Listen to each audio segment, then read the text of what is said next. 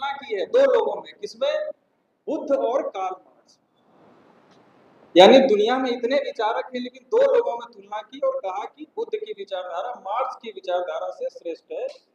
उन्होंने कहा कि दोनों ही विचारधारा समानता के लिए काम करते हैं, लेकिन मार्क्स की विचारधारा चूंकि मतलब उसमें रक्त बहाने की संभावना है, इसलिए मैं ये मानता हूं कि अहिंसावादी तरीके से समानता, समता, जो चीज साम्यवाद चाहता है वही चीज बौद्ध दर्शन और बुद्ध धर्म लागू करना चाहता है। इसलिए उन्होंने बताया कि बौद्ध दर्शन, तो अब ये बात भी समझने की है कि तुलना की तो बुद्ध और मार्क्सवाद में की, बुद्ध और शंकराचार्य के दर्शन में तो नहीं की। अगर यही होता तो बुद्ध और हिंदुत्व में तुलना करते।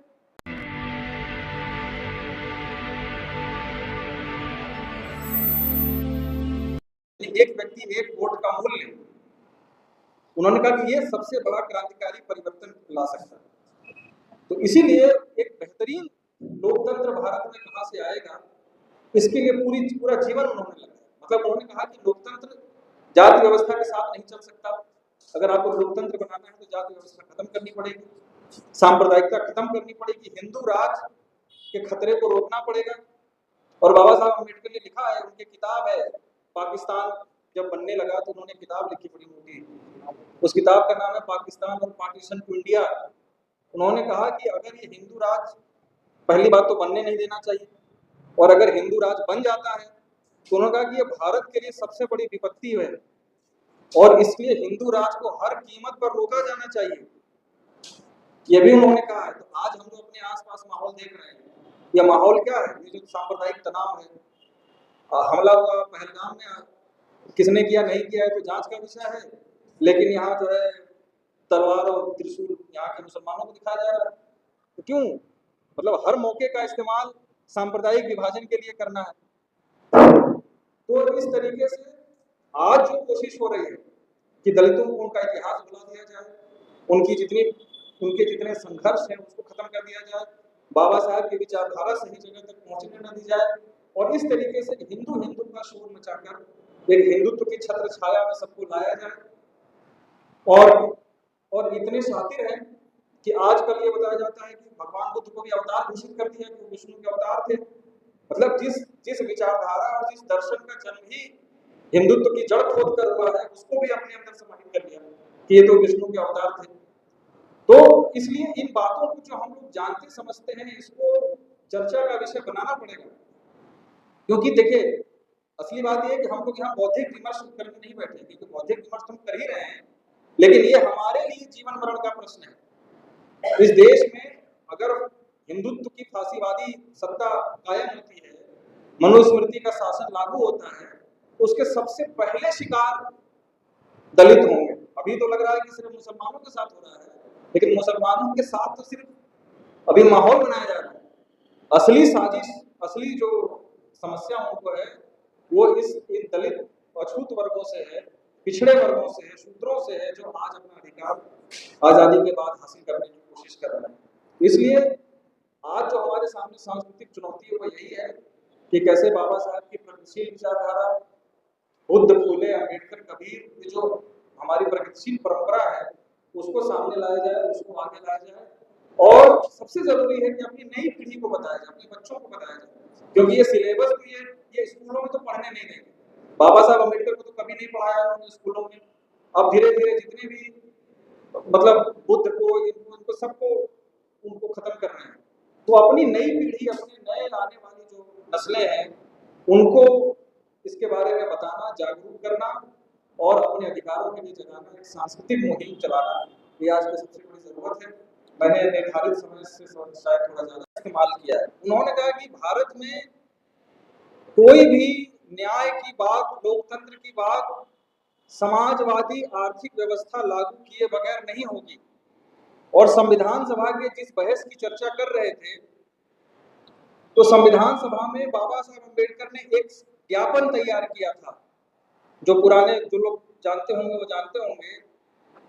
अगस्त 1947 में बाबा साहब ने भारत की संविधान सभा में एक ज्ञापन दिया था। उस ज्ञापन का नाम था स्टेट एंड माइनॉरिटी, राज्य और अल्पसंख्यक। वो किताब के रूप में छप गई है, सम्यक बाबू ने भी छापी, आप देख सकते हैं।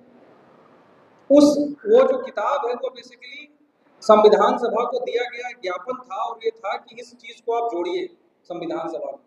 बहुमत से पारित कराने के लिए उन्होंने, जाहिर है कि लोकतांत्रिक पद्धति थी, तो वो ज्ञापन जो है वो बहुत कम वोट उसको समर्थन में मिले और वो ज्ञापन पास नहीं हो पाया, प्रस्ताव गिर गया। उस ज्ञापन में क्या था, उन्होंने राज्य और अल्पसंख्यक यानी राज्य की जिम्मेदारी क्या होगी और भारत में, आजाद भारत में अल्पसंख्यकों की क्या स्थिति होगी, ये दो उसमें नुक्ते थे। राज्य के बारे में बाबा साहब अम्बेडकर ने लिखा था कि संविधान लागू होने के 10 साल के भीतर भारत में सभी जमीनों का राष्ट्रीयकरण कर दिया जाए। उसमें पहला मांग ये, मतलब उस ज्ञापन में। दूसरा उन्होंने कहा कि जितने भी उद्योग हैं भारत के बड़े उद्योग, उन सारे उद्योगों का राष्ट्रीयकरण कर दिया जाए। तीसरा उन्होंने कहा कि जो हर नागरिक को एक सरकारी कंपनी की बीमा योजना से उसको आच्छादित किया जाए। यानी आप सब जानते हैं ये बीमा की, इंश्योरेंस की बात, जमीन के राष्ट्रीयकरण की बात, ये सारी बातें एक समाजवादी मांग थी, और बाबा साहब अम्बेडकर ने उसको नाम दिया स्टेट सोशलिज्म, अंग्रेजी में राजकीय समाजवाद। उन्होंने कहा कि मार्क्सवादियों से मेरा सिर्फ इस बात पर विरोध है कि वो जो है सर्वहारा की तानाशाही लागू करना चाहते हैं। सर्वहारा की तानाशाही मतलब 99% लोगों, अभी क्या है कि 10% लोगों का 90% पर शासन है। सर्वहारा की तानाशाही में 10% जो पूंजीपति हैं उनके ऊपर 90% लोगों का दबाव होगा समाजवादी व्यवस्था में। तो बाबा साहब ने कहा कि मैं हिंसा को नहीं मानता, इसलिए मैं सर्वहारा की तानाशाही का समर्थन नहीं करूंगा। इसलिए मैं ये चाहता हूं कि संविधान के जरिए लोकतांत्रिक तरीके से राजकीय समाजवाद लागू कर दिया जाए। ये बात उन्होंने जोड़ी। और ये जो आप संविधान का प्रियम्बल जो देखते हैं, प्रस्तावना, इसके बारे में एक बहुत बड़े रिसर्चर है आकाश सिंह राठौर, आप जानते होंगे। आकाश सिंह राठौर ने रिसर्च की है भारतीय संविधान पे। उन्होंने बताया कि जो 81 शब्द हैं इसके, जो संविधान के प्रियम्बल है, वो पूरे के पूरे 81 शब्द डॉक्टर अम्बेडकर के निजी योगदान है, उनके अपने कलम से लिखे हुए हैं, और उसकी एक एक शब्द के लिए बहस हुई है। और बाबा साहब अम्बेडकर ने संविधान की प्रस्तावना में समाजवाद शब्द जोड़ने की बात कही, और उसको उस पे नेहरू और पटेल ये अड़ गए कि नहीं, ये हम पास नहीं कर पाएंगे क्योंकि बहुत सारे लोग इस विचारधारा के नहीं हैं। और आप सब लोग जानते हैं पुराने लोग कि आगे चलकर 72 में इंदिरा गांधी ने फिर संविधान संशोधन के जरिए उसमें समाजवादी शब्द जोड़ा हमारे प्रियम्बल में। तो इस तरीके से बाबा साहब अम्बेडकर, देखिए हम इस बात को मानते हैं कि बाबा साहब अम्बेडकर मार्क्सवादी नहीं थे, इसमें कोई दो राय नहीं है। अगर किसी को भ्रम हो कि बाबा साहब अम्बेडकर मार्क्सवादी थे, तो नहीं थे, कहीं से नहीं थे। उन्होंने मार्क्सवाद का अध्ययन किया क्योंकि वो कोलंबिया यूनिवर्सिटी में पढ़े थे। जॉन डीवी उनके प्रोफेसर थे, जो व्यावहारिक राजनीति के प्रोफेसर, दुनिया के बहुत बड़े विद्वान माने जाते, तो उनके वो शिष्य थे। तो जॉन डीवी ने उनको बताया था कि भाई अपने समाज की मुक्ति के लिए जिस विचारधारा से जो मिले उसको, प्रगतिशील विचारधारा को साथ लेकर चलना चाहिए। इसलिए उन्होंने समाजवाद की भी बात की। उन्होंने लोकतंत्र की के तलाश में बेहतर लोकतंत्र भारत में कैसे आए उसके लिए समाजवाद लाने की बात कही। और बाबा साहब का जो अंतिम लेख है, उनके परिनिर्वाण से कुछ दिनों मतलब पहले लिखा गया था, उनके परिनिर्वाण के बाद प्रकाशित हुआ, जो एक किताब के रूप में है जिसका नाम है बुद्ध अथवा कार्ल मार्क्स, जानते होंगे आप। उस किताब में उन्होंने तुलना की है दो लोगों में, किसमें, बुद्ध और कार्ल मार्क्स। यानी दुनिया में इतने विचारक हैं लेकिन दो लोगों में तुलना की और कहा कि बुद्ध की विचारधारा मार्क्स की विचारधारा से श्रेष्ठ है।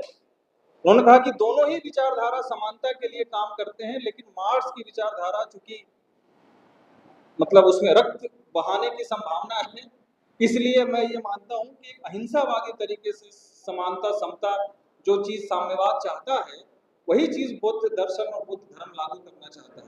इसलिए उन्होंने बताया कि बौद्ध दर्शन, तो अब ये बात भी समझने की है कि तुलना की तो बुद्ध और मार्क्सवाद में की, बुद्ध और शंकराचार्य के दर्शन में तो नहीं की।